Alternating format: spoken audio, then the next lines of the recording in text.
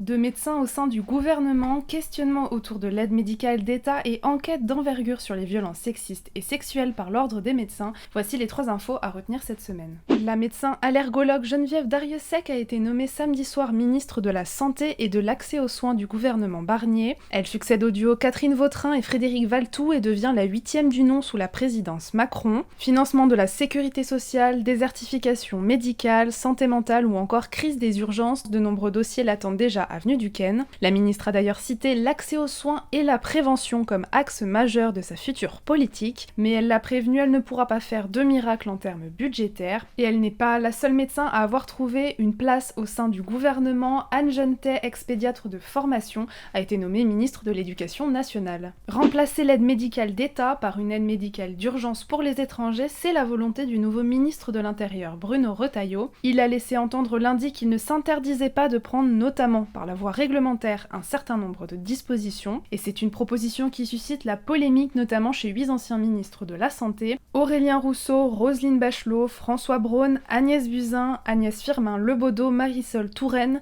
Frédéric Valletoux et Olivier Véran ont tous signé une tribune publiée au Monde cette semaine. Pour eux, restreindre ou supprimer l'aide médicale d'État pour les sans-papiers aurait des conséquences sanitaires, humaines, sociales et économiques inacceptables. Et enfin, surveillez votre boîte mail. Le Conseil national de l'ordre des médecins a lancé une enquête auprès de tous les médecins et docteurs juniors sur les violences sexistes et sexuelles subies dans le cadre professionnel. Cette enquête, elle fait suite à la vague de témoignages et réactions des médecins, des internes et autres soignants qui étaient intervenus au printemps dans le siège du mouvement MeToo Hôpital. Tous les médecins inscrits à l'ordre et tous les docteurs juniors recevront par mail un questionnaire anonyme et pourront répondre jusqu'au 14 octobre. Ce questionnaire, il concerne 285 000 professionnels et internes. Les résultats devraient être publiés en fin d'année 2024.